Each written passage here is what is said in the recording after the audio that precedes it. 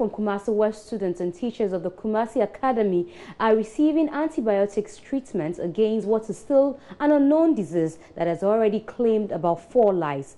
We know for sure it's not meningitis, and this is why many are frustrated about the manner in which school authorities as well as health and education ministries are managing the situation. Worried parents want to take their children home, but the health authorities want the students to stay in school in order to contain the situation.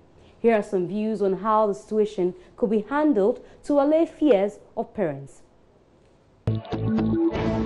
Kumasi Academy, I believe the authorities that are responsible for doing their job did not do their job in the first place, because I personally did not see any reports concerning what happened last year, about the death of few students at the school. And then I believe parents had issues, even leaving their wards at the school.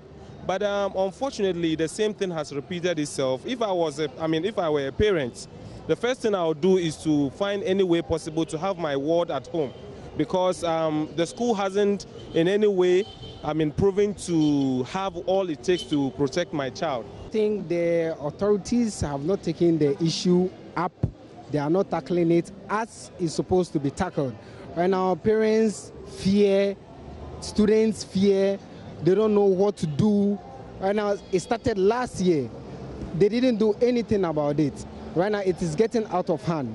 So I think the students are supposed to be quarantined so that they will be treated.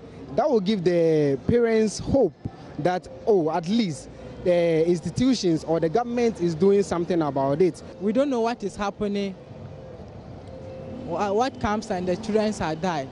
So we the Ghanaians must to avoid doing bad things so that we continue to build a nation, because Ghana is a peace country. Ebola could be a secret then, because it came and gone. That's what I knew. So if it is coming again and killing the children at school, that means it's secret. Secret in that we didn't know. So the authority have to take action against that. And also to stop the parent, that is what I heard on the radio this morning, that the parent go in for their kids home because they're afraid that that deadly disease could kill them. So the authority have to take precaution against that in a way of stopping, just to give them an encouragement that it is not they are loosed or they sit down for any damage against the children. Yeah, so I think authority have to do that. All right, so let's get on to Facebook. And Berima Kubaji says, government should learn a lesson from putting square pegs in round holes, as is the case with the appointment of someone with no knowledge on health management, really. This case started in April this year and claimed 7 lives. What was the health ministry waiting for? The kind of inaction that is seen under this government is just so annoying. And Mbleto says, I think the antibiotic chemotherapy should continue as the intensive laboratory investigations proceed for the identification of the actual cause of infections in the school. Moreover, the health ministry should also be frequently updating the public on the situation on the ground to help calm nerves of the populace, especially the parents of the students of Kum Akad. And then Baya Jeremiah says, all students in the school, including those who live around the school, should be vaccinated. The authorities of the school should share every information on the issue to the parents, since they are the major stakeholders in the affairs of the school. Now, Sadat Larry says, whatever that is, one God, Allah is everything, and to him everything belongs to, and the best we are to do is to leave everything to him and see for his mercies and forgiveness. He knows best. So choosing the president is nothing like picking your favorite shoes out of the lot for an outing. It's an important decision that requires critical thinking. Tomorrow marks exactly 1 year since Ghanaians went to the polls. So we're asking, this time, last year, did you know who you were voting for as president? Last year election, as at 1 month before last year's election at 7th December, I had already made my decision concerning who I was going to vote for. The votes I casted in 7th December is going to actually manifest in my life as far as job is concerned. And then apart from that, there are so many issues that I never thought could have been taken care of by the government currently. And then fortunately for us, we have this free education, which most of us from the deprived communities. Yeah, I was so because I made up my mind, and I know the party I was about to vote for. Yeah. Okay. I know whom I have voted for because I knew that as he's coming to change our lives in a new beginning, a new look, and very good enjoyment for the nation. We vote for somebody who is building the nation very well for the people to enjoy for the nation. That's why I'm voting. Okay. Because I already made up my mind, you know. I was seeing some flaws in the previous administration, and I wasn't so happy with what they were doing. So I just needed a change, you know. And I was looking to the messages of the new, the other political parties, not just one, but all of them. So I made a decision to vote for one of them.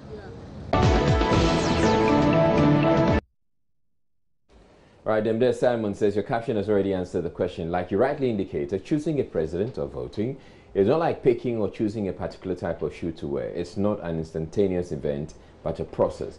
So by this time, any serious voter would have made his or her choice based on the critical thinking, as you stated.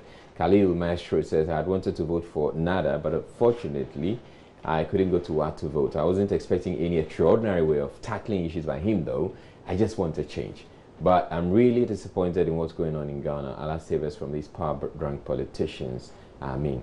And Amebla Top says, over 9 million Ghanaians exercise their franchise of voting to elect a leader for the country peacefully. And it's just shocking. It's a year now. The Unapo song can never be forgotten, though. Anesthetics is a drug that numbs you so you don't feel pain during surgery. But what do we call the person who administers the anesthetics?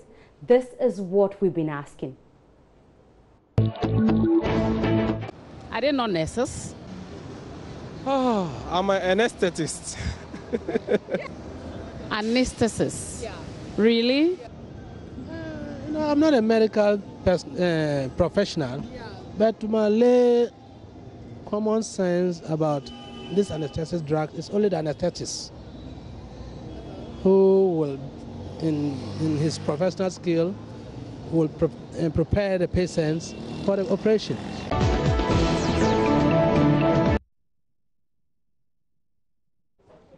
All right, so just a few comments on Facebook. Buji says anesthetist is an advanced practice nurse who specializes in the administration of anesthesia. Godsing says add Ian to the drug's name and you get the administrator. And Gabriel says syringe technician. And Abigail says, I thank the doctors and the educationists here. I learned something new, right? And Abdullah says, this reminds me of the day of my surgery, so painful. So when he said, okay, so when this guy said syringe technician, then there were a number of replies there. And people just came to laugh. Gabriel, you blast, wow. And, okay, but before we go, let's quickly get onto the ECG Facebook page. There's been some interesting discussion taking place there. So there was one guy who actually posted indicating that, I think his name is Evans. He posted on the page that he was going to engage in illegal connection. You know, David, yes, stay on this one. This 5th December one. If you go down on it, go down, you see one Evans popping up. As you go further down, down, a little bit more. Okay, so here's Evans. Evans says, the battle has finally not ended, but rather begun. No, they are saying our names have to be recorded first from the head office before the vending machine can sell to us. Poor nation. I only send my blessings to the president who brought this prepaid machine to Ghana. But as for me, I have helped, and that hope is illegal connection. Because as for this one, they have to buy the credit, but ECG don't want to sell, give me. So what should I do? Illegal law, illegal connection, Besu. And then electricity company going, hello Evans, you can vend at the nearest vendor at the nearest ECG office. For information, we will prosecute you. if we find out that you have tampered or bypassed the meter, then he comes again in the replies. But you can get on to the Facebook page, ECG Facebook page, and get to read the comments there. I thought it was getting quite interesting. They had an interesting banter. It's good to know that the ECG actually responds, engages the people on social media. Page, yeah. Okay, so Israel, before now we're talking about the name for the anesthetic. So what's the name for the one who administers the anesthetist?